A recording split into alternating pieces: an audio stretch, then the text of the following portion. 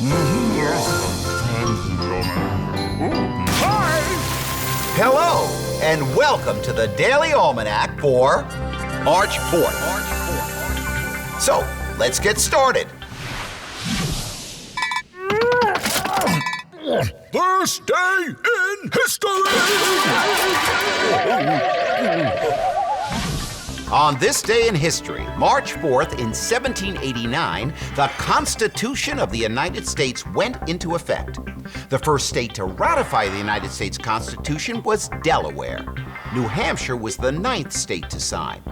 It provided the final vote needed to ratify the Constitution. Also, on this day in 1791, Vermont became the 14th state. The state's name comes from two French words, vert, which means green, and mont, which means mountain, which explains Vermont's nickname, the Green Mountain State. Vermont maple syrup is one of the state's most popular products. And on this day in 1861, President-elect Abraham Lincoln went to the Capitol to deliver his first inaugural address. Lincoln appealed for the preservation of the Union, but he was unsuccessful. 1 month later, he refused to surrender or leave Fort Sumter in South Carolina. So the Confederates launched the first attack of the Civil War.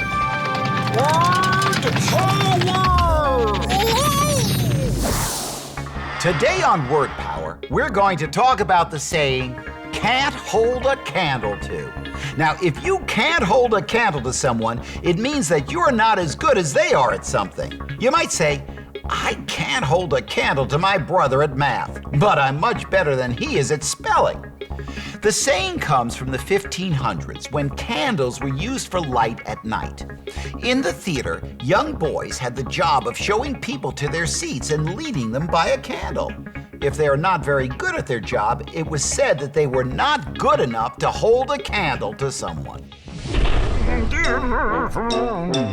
Extreme.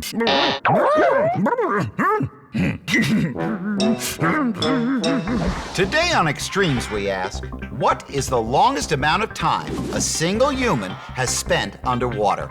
The answer is 69 days and 19 minutes. That means that this person was underwater for over 2 months. Well, obviously, the man that did this was inside an underwater contraption which allowed him to breathe. This underwater experiment took place in 1969 in Key Largo, Florida. Health tips. Don't keep feelings that bother you all bottled up and hidden. Bottled up feelings can actually make you sick inside. So if something is bothering you, talk to your mother or father about it and ask them to help you. When you share a burden, you lighten it.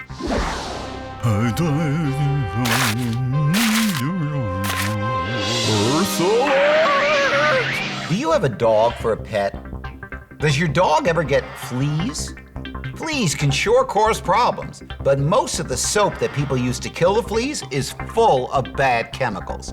These chemicals are bad for your dog, for you, and for wild plants and animals. So what can you do? Well, ask at the pet store if they have any earth-friendly flea soaps. If they don't, you can buy a flea comb instead. You can just give your dog lots of baths with regular dog soap, not the flea-killing kind. Then comb his fur with your special flea comb. Make sure that you clean your house too, because once fleas get on your dog, it's easy for the fleas to get into your carpets and furniture. Well, that's all the time we have left today for Daily Almanac.